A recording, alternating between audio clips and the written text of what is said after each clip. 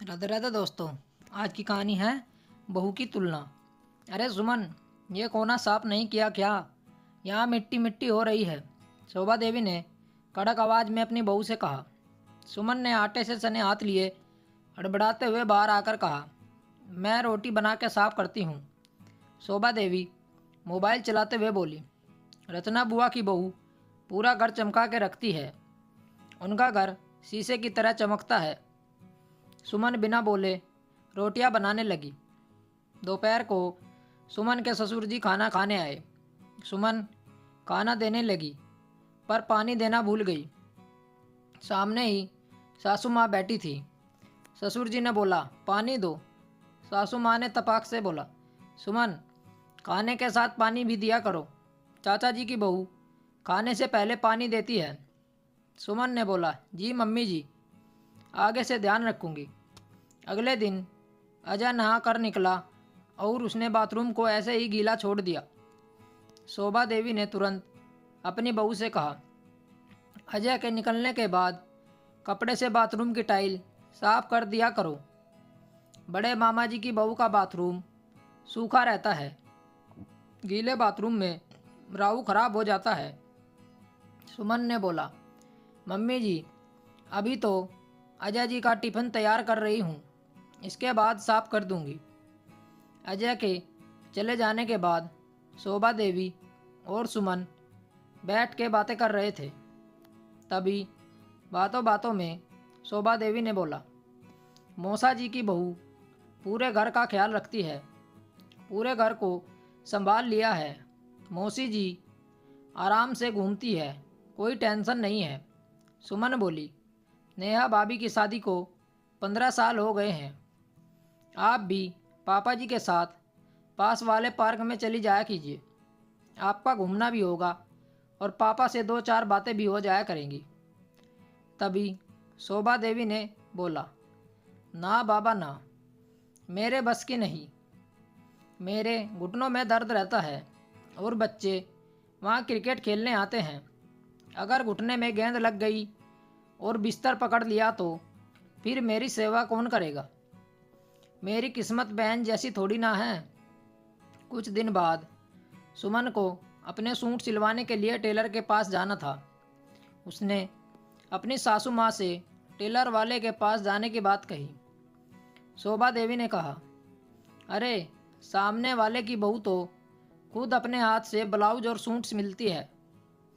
अपने हाथ से कितनी भी डिजाइन बना लो और कभी भी बनाकर पहन लो। सुमन ने बोला, मम्मी जी, सूट तो मैं भी सिल लेती, पर यह कपड़ा थोड़ा रेशमी है और रेशम के कपड़े की फिटिंग जल्दी सही नहीं आती है, बहुत सरकता है। इसलिए मैं टेलर से सिलवाना चाहती हूँ और मेरे पास अभी टाइम भी नहीं है। दिवाली होकर गई है और भाई की शादी है। शोभा देवी ने तुरंत बात पलटते हुए कहा, नहीं, मैं तो बता रही हूँ कि अगर सिलाई आती है तो अपने घर में ही कपड़े सिल के आदमी पहन सकता है। सुमन चुपचाप सुनकर चली गई।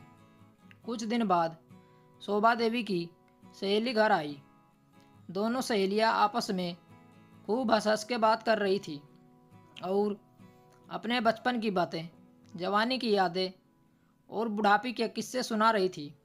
तभी सुमन दोनों के लिए नाश्ता लाई और वहीं पर बैठ गई। शोभा देवी की सहेली ने सुमन से पूछा, शादी को 1 साल हो गया है, घर कैसा लग रहा है? अब तो तेरी सास की जिम्मेदारी कम हो गई होगी।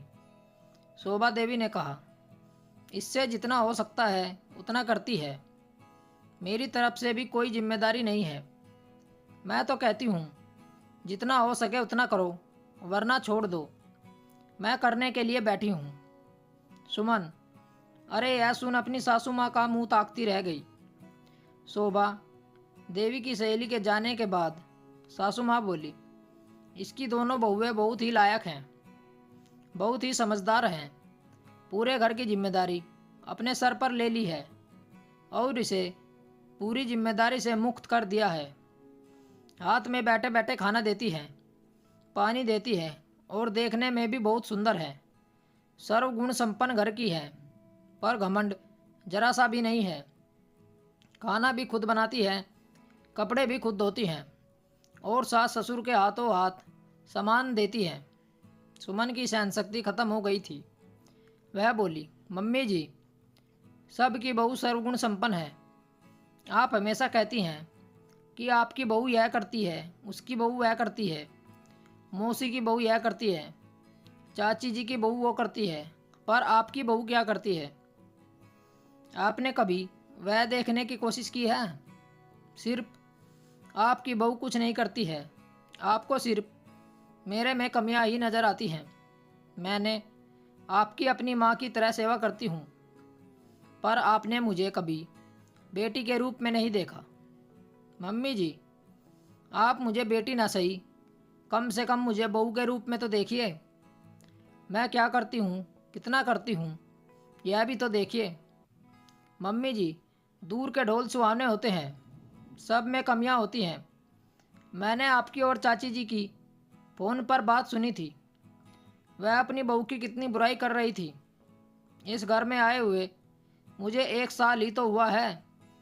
धीरे धीरे एडजस्ट कर रही हूँ, सीख रही हूँ। शोभा देवी अवाक होकर सब सुन रही थी। दोस्तों, हमारे समाज में बहुओं की तुलना हमेशा रिश्तेदारों की बहुओं से की जाती है, जो कि सही नहीं है। हर घर में अलग अलग नियम होते हैं। अपने घर की बहू को घर के रीति रिवाज बताएं, पर उसकी तुलना किसी के घर की बहू से न करें, क्योंकि आपकी बहू आपकी ही रहेगी। स्टोरी को लेकर आपकी क्या राय है, नीचे कमेंट करके हमें बताएं।